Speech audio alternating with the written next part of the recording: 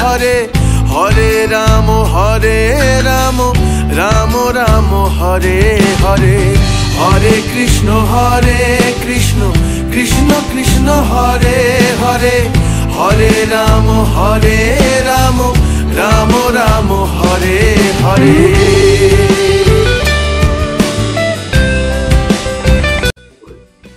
এই ঘরটি আমি আপনাদের দেখালাম। এই ঘরের ঠিক পাশেই এখানে ব্যালকনি মতন আছে, এখানে চেয়ার দেওয়া আছে। আপনারা এখানে বসে খুব সুন্দর দৃশ্য, বাইরের গঙ্গার দৃশ্য উপভোগ করতে পারবেন জানলা থেকে। এই যে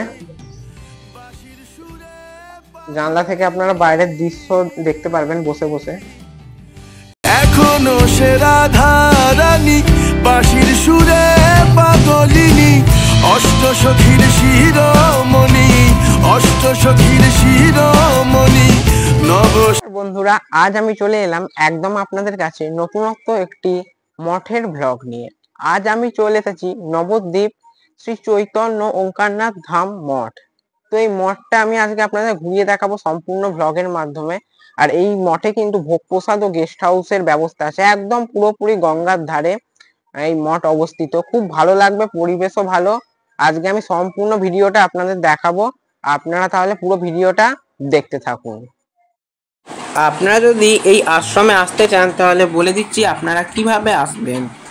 আপনারা যদি হাওড়া থেকে আসেন তাহলে হাওড়া কাটুয়া লোকাল ট্রেন ধরে আপনারা চলে আসবেন নবদ্বীপ ধাম রেলওয়ে স্টেশন। এছাড়াও আপনারা যদি শিয়ালদা থেকে আসেন তাহলে শিয়ালদা কাটুয়া লোকাল ট্রেন ধরে আপনারা চলে আসবেন এই নবদ্বীপ ধাম রেলওয়ে স্টেশন।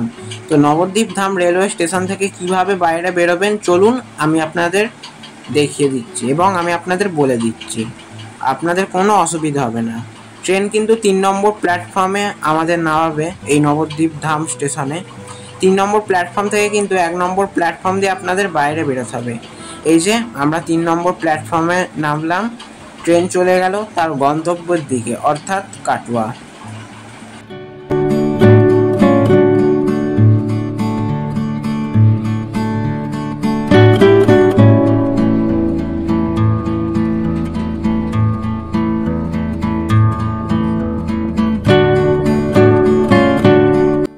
3 নম্বর প্ল্যাটফর্ম থেকে ট্রেন থেকে নেমে আপনারা এসকেলেটার অর্থাৎ চলমান সিঁড়ি পেয়ে যাবেন। সেই চলমান সিঁড়ি ধরে আপনাদের 1 নম্বর প্ল্যাটফর্ম দিয়ে স্টেশন থেকে বাইরে বেরোতে হবে।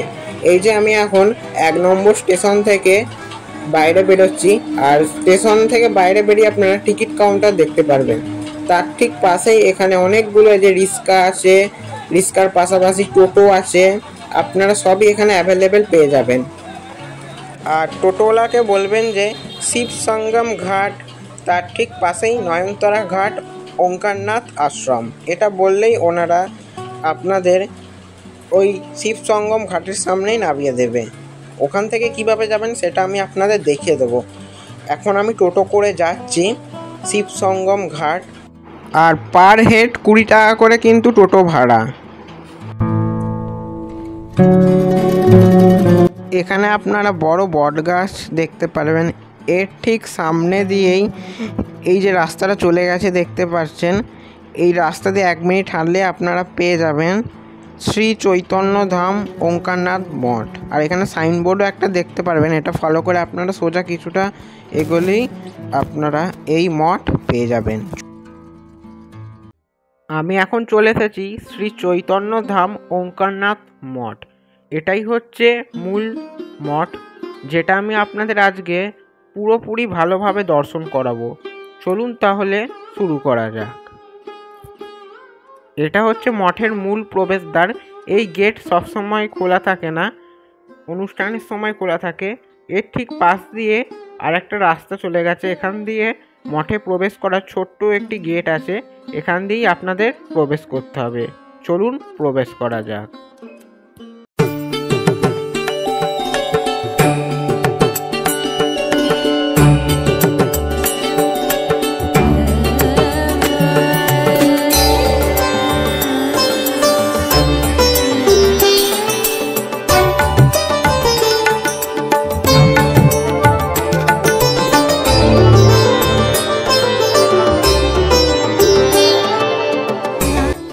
আমি এখন আপনাদের পাখির চোখে এই আশ্রম চত্বর এবং এই আশ্রমের চারপাশের প্রাকৃতিক সৌন্দর্যটি দেখাচ্ছি। আপনারা দেখুন, অসাধারণ লাগছে বলুন। এই মঠ থেকে কিন্তু মায়াপুর ইস্কন মন্দিরটিও দেখা যায়। আমি আপনাদের সেটাও জুম করে দেখাবো, খুব ভালো লাগবে আপনাদের দেখতে। সবাই বলুন হরে কৃষ্ণ। আর এই মঠের পাশ দিয়ে বয়ে চলেছে মা গঙ্গা।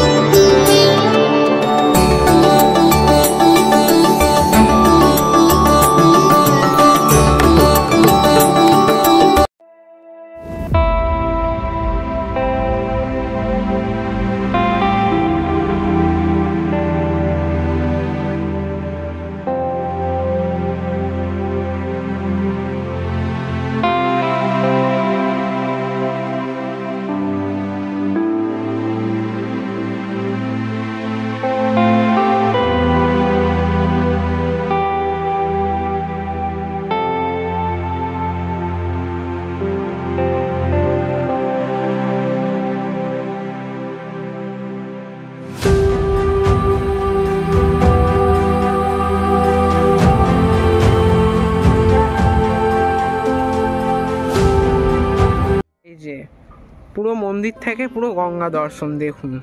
এরকম মন্দির পাওয়া সত্যিই খুব কঠিন। গঙ্গার ধারে এত সুন্দর মঠ, এই যে গঙ্গা বয়ে চলেছে পাশ দিয়ে, কি সুন্দর ছাদ। সন্ধেবেলার দিকে পরিবেশটা বা বিকেলবেলার দিকে আপনারা খালি ভাবুন কেমন লাগবে, খুব ভালো লাগছে।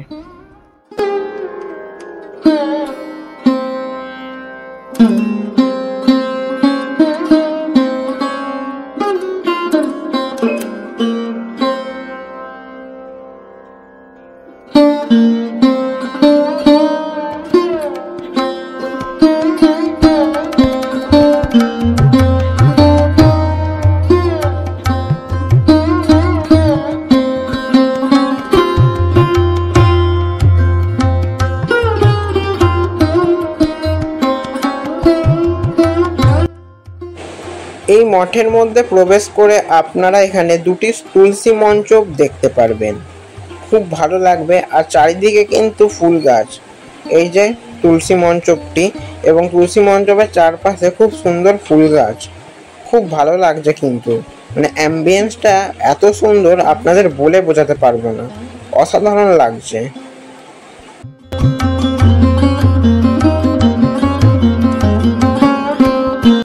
আমরা এখন মূল গর্ভগৃহের মধ্যে প্রবেশ করেছি। মূল গর্ভগৃহটি অসাধারণ এবং এই মূল গর্ভগৃহের মধ্যে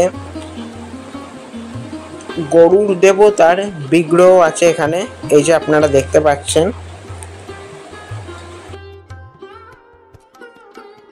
মূল গর্ভগৃহের মেঝেটি পরিষ্কার পরিচ্ছন্ন, মার্বেল পাথর দিয়ে বাঁধানো।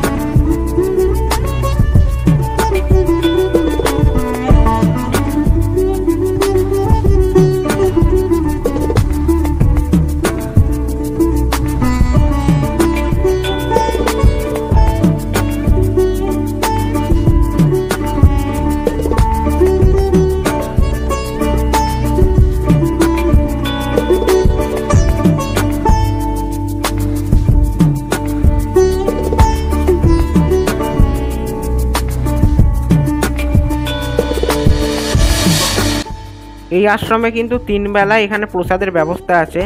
এখন আমি সকালের প্রসাদ গ্রহণ করব। তো সকালের প্রসাদে কি কি আছে সেটা আমি আপনাদের চলুন দেখিয়ে দিচ্ছি। এখন প্রস্তুতি করা হচ্ছে। আর এই যে এখন আমি বসে পড়েছি সকালের প্রসাদ গ্রহণ করব বলে, এবং কি আছে সেটা এবার দেখিয়ে দিই। এখানে সকালের প্রসাদের মেনুতে আছে হচ্ছে মুড়ি, আলু চচ্চড়ি ও ভগবানের প্রসাদী ফল। আমি খুব তৃপ্তি সহকারে সকালে প্রসাদ গ্রহণ করলাম।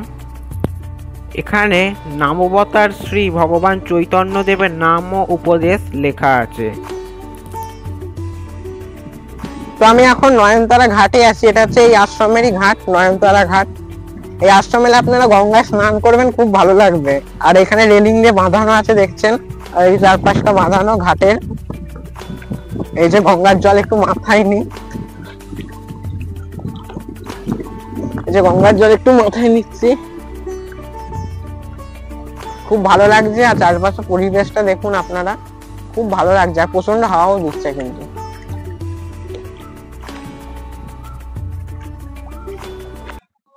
এই যে সোজা চলে যাচ্ছে নয়নতারা ঘাট, তো তার ঠিক পাশেই এই মঠের অতিথি নিবাস।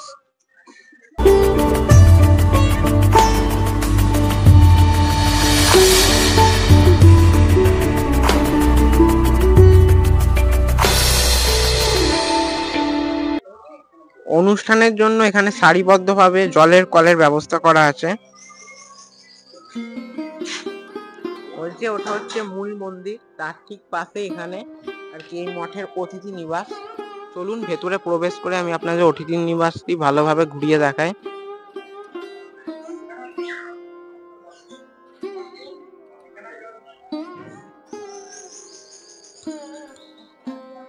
তো চলুন আমি এবার অতিথি নিবাসের মধ্যে প্রবেশ করি এবং আপনাদের অতিথি নিবাসের ঘরগুলো আমি আপনাদের ঘুরিয়ে দেখাই।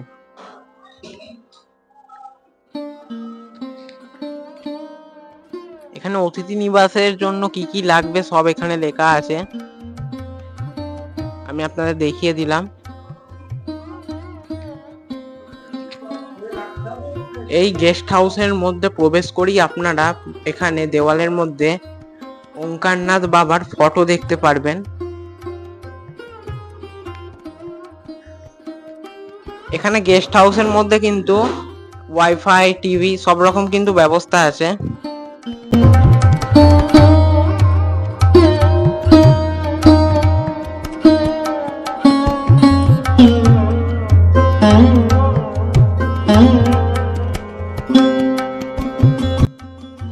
এটা হচ্ছে এই মঠের গেস্ট হাউসের অফিস।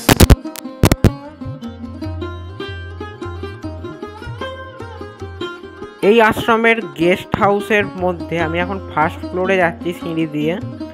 আর এই ফার্স্ট ফ্লোরে কিন্তু ওঙ্কারনাথ বাবার খুব সুন্দর একটি বিগ্রহ আছে এবং আরও একটি আমি ফার্স্ট ফ্লোরের রুম দেখাবো।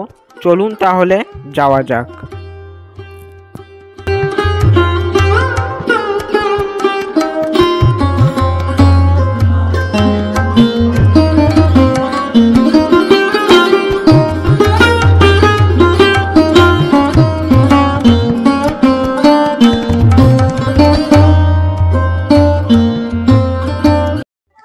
তোমার নাম কি?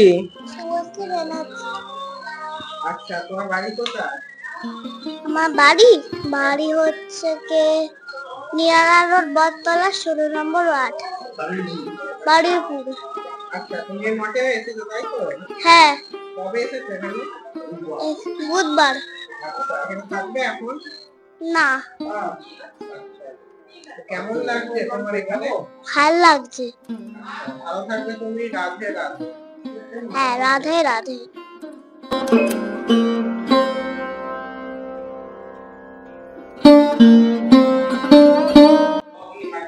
আমি আপনাদের ফার্স্ট ফ্লোরের একটি রুম দেখিয়ে দিচ্ছি, 7 নম্বর রুম ফার্স্ট ফ্লোরের। তো ঘরের মধ্যে প্রবেশ করে এখানে দেখতে পাচ্ছেন মেঝেটি টাইলস দিয়ে বানানো। আর এই ঘরের মধ্যে দুটি চেয়ার আছে, এখানে বেড আছে, দুটি বেড আছে, পরিষ্কার পরিচ্ছন্ন রুম। ফ্যানের ব্যবস্থা তো আছেই, প্রত্যেকটা ঘরে লাইটের ব্যবস্থা আছে। আর ঘরের সাথেই রয়েছে অ্যাটাচ বাথরুম, পরিষ্কার পরিচ্ছন্ন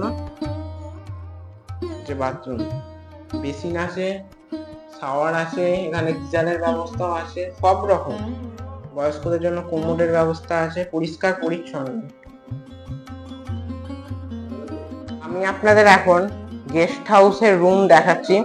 তো আপনারা যদি গেস্ট হাউস বুকিং করতে চান তাহলে স্ক্রিনে দেওয়া নাম্বারে আপনারা ফোন করে এই মঠের গেস্ট হাউস বুকিং করে। আমি এবার সেকেন্ড ফ্লোরের মধ্যে প্রবেশ করব।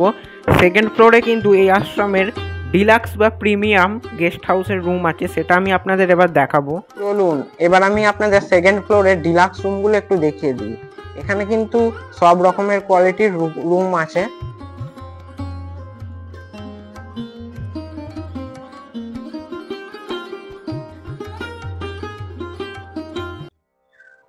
চলুন রুমের মধ্যে প্রবেশ করি।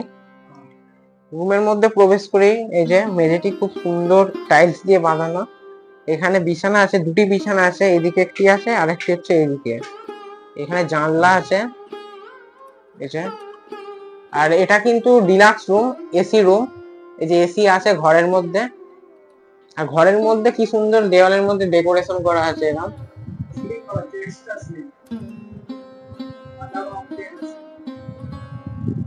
আর এখানে আলমারির ব্যবস্থা আছে, আপনারা এখানে জামা কাপড় ব্যাগ যাবতীয় রাখতে পারবেন। এখানে একটি টেবিল আছে। এই ঘরের সাথে কিন্তু অ্যাটাচ বাথরুম আছে, আমি আপনাদের এখন বাথরুমটি দেখাচ্ছি।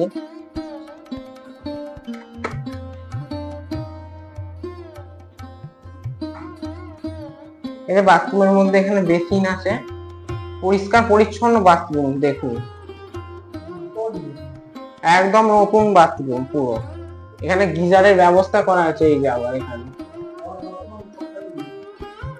আর এখানে যে শাওয়ার আছে, এখানে কলের ব্যবস্থা আছে, বালতি আছে।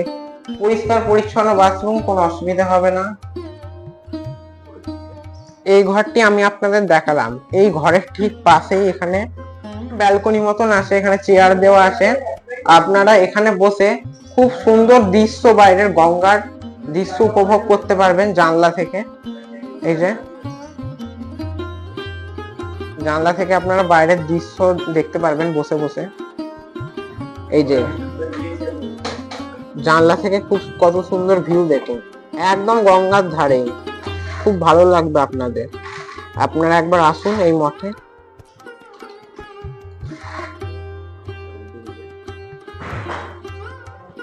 এখানে কিন্তু অনেকগুলি রুম আছে, 3টে রুম আছে।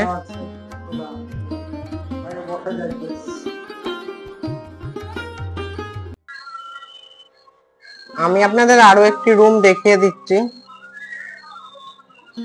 রুমের মেঝেটি টাইলস দিয়ে বাঁধানো, আর এখানে ডাবল বেড আছে। ডাবল মানে দুজন থাকতে পারবেন। এখানে জানলা আছে আর ডেকোরেশন করা আছে উপরটা। আর এই ঘরের সাথেই রয়েছে কিন্তু অ্যাটাচ বাথরুম। এই যে অ্যাটাচ বাথরুম আছে, এখানে কোমোডের ব্যবস্থা আছে। এই যে কোমোডের ব্যবস্থা। আর ঘর থেকে ঠিক বেরোলেই খুব সুন্দর ভিউ, সামনেই গঙ্গা। বসে বসে আপনারা গঙ্গা দর্শন করতে পারবে, একদম মনে শান্তি চলে আসবে।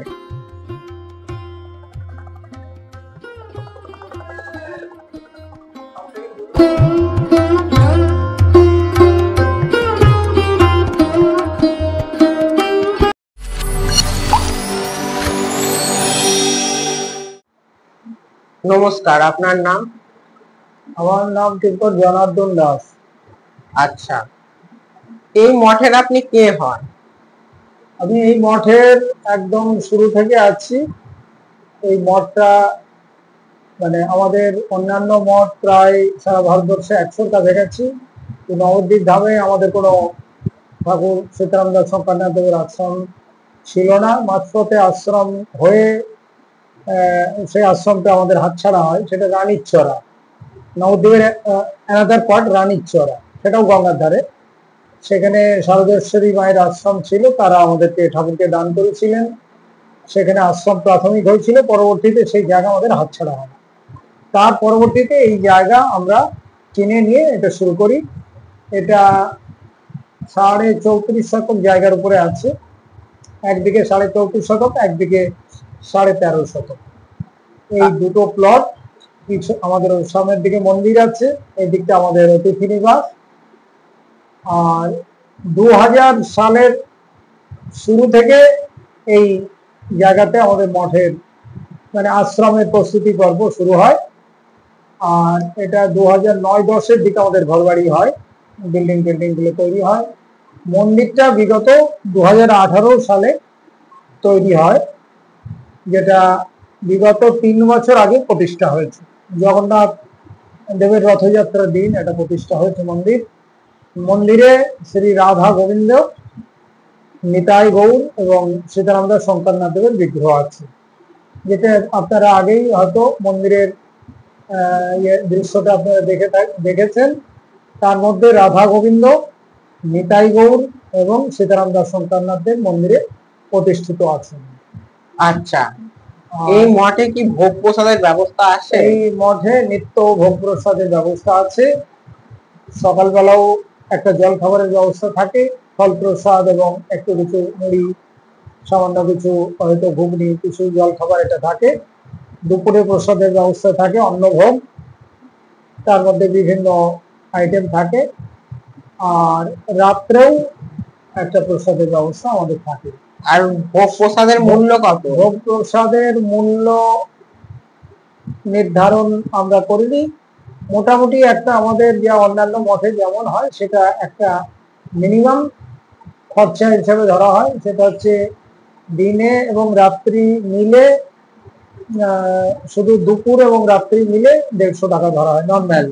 স্পেশাল ব্যবস্থা হলে বেশি লাগে, সকালের জল খাবার কেউ নিলে আর একটু বেশি লাগে। অর্থাৎ গড়ে দুবেলার প্রসাদ, সকালের জল খাবার সব মিলে 200-র কাছাকাছি হয়। আচ্ছা, আর শুধু দুবেলা নিলে 150 টাকার মধ্যে হয়। আর এই মঠের ফোন নাম্বারটা বলে দিন। মঠের ফোন নাম্বার হচ্ছে 9333080033। আচ্ছা, আর যদি কোনো ভক্ত ভোগ প্রসাদ গ্রহণ করতে চায় তো আগে থেকে ফোন করে বলতে হবে? আগে থেকে ভোগ করে বলতে হবে। যদি লোক সংখ্যা বেশি হয় আগের দিন বলতে হবে। যদি লোক সংখ্যা কম হয় সকাল 8টার মধ্যে বলতে হবে দুপুরের প্রসাদ পেতে গেলে। আচ্ছা, সকাল 8টার মধ্যে বলতে হবে দুপুরের প্রসাদ পেতে গেলে। আর রাত্রের প্রসাদ পেতে গেলে বিকেল 4টের মধ্যে বলতে হবে, তাহলে প্রসাদের ব্যবস্থা করে দিতে করে দেওয়া যায়। হ্যাঁ, আর আমি তো এখানে অনেক রকম কোয়ালিটির গেস্ট হাউসের রুম দেখলাম, তো সব রকম কোয়ালিটির রুম আপনাদের এই মঠে পাওয়া যায়? 500, 600 থেকে শুরু করে 800, 1000, 1200, 1500 সব ধরনের রুম আছে। সেটা যারা ভ্রমণ আসবেন এখানে দেখে। নন এসি যেগুলো মানে ডবল বেডের রুম, যেটার মধ্যে দুজন আরাম করে থাকা যায়, দুজন সঙ্গে একটা বাচ্চা নিয়েও থাকা যায়, সেগুলো 600 টাকা আছে। তারপরে যেটার মধ্যে 4-5 জন থাকা যায় এরকম বড় রুম যেটা আছে, ডবল, দুটো রুমের সমান একটা রুম, সেই রুমগুলোতে মিনিমাম 5-6 জন থাকা যায়। চৌকিতে নিচেতে থাকলে আরো 2-4 জন থাকা যায়। তার সমস্ত বিছানাপত্র গদি সবই আছে, পাখা সব আছে। ঠান্ডার সময়ের জন্য গিজার লাগানো আছে, গরম জলের ব্যবস্থা আছে।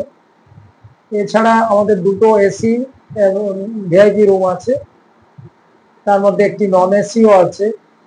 সেইগুলোতে আমাদের সাধারণত নন এসিতে 1000 টাকা, যেগুলো মানে ডিলাক্স রুম 1000 নন এসিতে, এসিতে 1500-1200।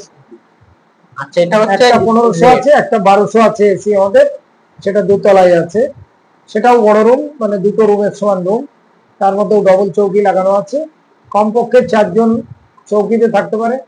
নিচেতে গদি করে। মঠে যদি ভক্ত আসতে চায় তো কিভাবে আসবেন?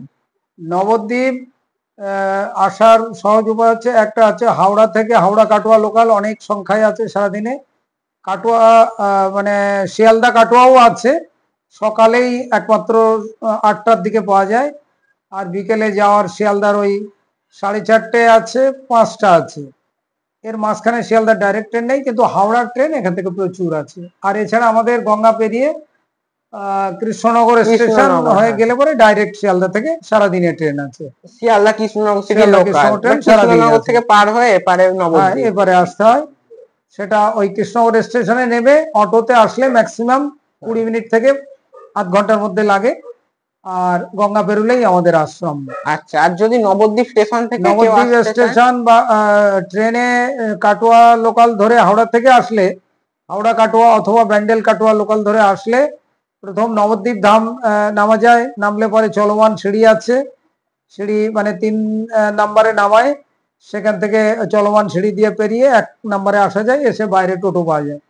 আর যাদের ব্যাগ অ্যান্ড ব্যাগেজ বেশি থাকে তাদের ক্ষেত্রে সুবিধা হচ্ছে বিষ্ণুপ্রিয়া হল্ট, মাত্র 1-1.5 মিনিট 2 মিনিটের মধ্যেই আমাদের টাউনের মাঝামাঝি আরেকটি স্টেশন রয়েছে যার নাম বিষ্ণুপ্রিয়া হল্ট স্টেশন। সেইখানে নামলে ব্যাগ অ্যান্ড ব্যাগেজ নিয়ে একদম জাস্ট প্ল্যাটফর্মের নিচেই টোটো পাওয়া যায়, কোনো প্ল্যাটফর্ম চেঞ্জ করতে হয় না, সিঁড়িও টপকাতে হয় না। তো বেশিরভাগ ক্ষেত্রে ট্রেন ধরা এবং ট্রেনে এসে নামার ক্ষেত্রে বিষ্ণুপ্রিয়া হল্ট বেশি সুযোগ সুবিধা আছে। নেমে ওখানে টোটোওয়ালাকে বলতে হবে যে আমাদের শ্রীবার সঙ্গন ঘাট হয়ে পাশেই নয়নতরা ঘাট ওঙ্কারনাথ আশ্রম, শ্রী চৈতন্য ধাম ওঙ্কারনাথ মঠ আমাদের মন্দিরের নাম। আর এটা শ্রীবার সঙ্গন ঘাট মানে জনপ্রিয় ঘাট, তার পাশেই আছে নয়নতরা ঘাট। খুব ভালো লাগলো আপনার সাথে কথা বলে, এই মঠের ব্যাপারে আমি অনেক কিছু জানতে পারলাম। তো আপনি দর্শকদের উদ্দেশ্যে কিছু বলুন। দর্শকদের উদ্দেশ্যে এটাই হচ্ছে বিশেষ মেসেজ যে যারা কলকাতা বা আরো দূরে যারা রয়েছেন সেখানকার যে পরিবেশ, সেখানকার মানে আবহাওয়ার যে মানে প্রভাব, যেমন বর্তমানে গরমে কলকাতাতে লোক একদম মানে ভীষণ ভাবে আপনারা গরমে কষ্ট পাচ্ছেন, কিন্তু মনে করছেন যে ওই রকম গরম কিন্তু আমাদের নবদ্বীপে নেই। নবদ্বীপে গঙ্গার তীরে আমরা থাকি, এখানে সাফিসিয়েন্ট আলো বাতাস আছে, এখানে সুন্দর বাতাস আছে, গরমের এত কষ্ট নেই। আসলে পরে বুঝতে পারবেন লাইক আ ন্যাচারাল এসি, প্রাকৃতিক পরিবেশ সমৃদ্ধ এই আশ্রম। গাছ আছে, আমের গাছ আছে, বিভিন্ন ফুলের গাছ আছে, এখানে মানে ন্যাচারাল সবকিছুই। গঙ্গার এখন প্রাকৃতিক দৃশ্য রয়েছে, খুব ভালো লাগলো। সাত্বিক পরমাণু সমৃদ্ধ এই গঙ্গার যে বাতাস, সেটা আমরা সাফিসিয়েন্ট পেতে পারি। যারা আসবেন আমি বলবো যে আপনারা এসে একবার অন্তত পরীক্ষা করে দেখে যান যে এখানে আপনার অন্য জায়গা। তো খুব ভালো লাগলো আপনার সাথে কথা বলে। নমস্কার, ভালো থাকবেন। এই মঠের স্ক্যানারটা আমি দেখিয়ে দিচ্ছি, আপনারা আপনাদের সামর্থ্য অনুযায়ী আপনারা দান করবেন। আমি বলবো এই মঠগুলো ভক্তদের অনুদানই তো চলে, আপনারা না দান করলে কি করে এগোবে বলুন?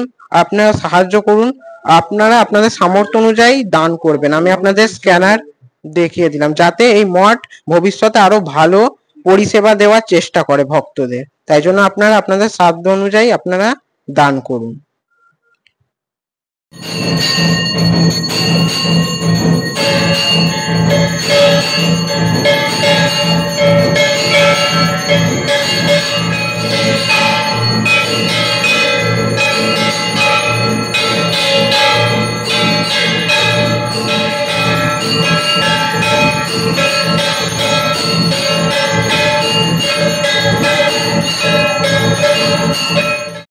দুপুরের ভোগ আরতি শেষ হওয়ার পরেই আমরা ভগবানের প্রসাদ গ্রহণ করছি। এই যে আমি এখন প্রসাদ গ্রহণ করছি, আর প্রসাদে কি কি আছে সেটা চলুন আমি আপনাদের দেখিয়ে দিই।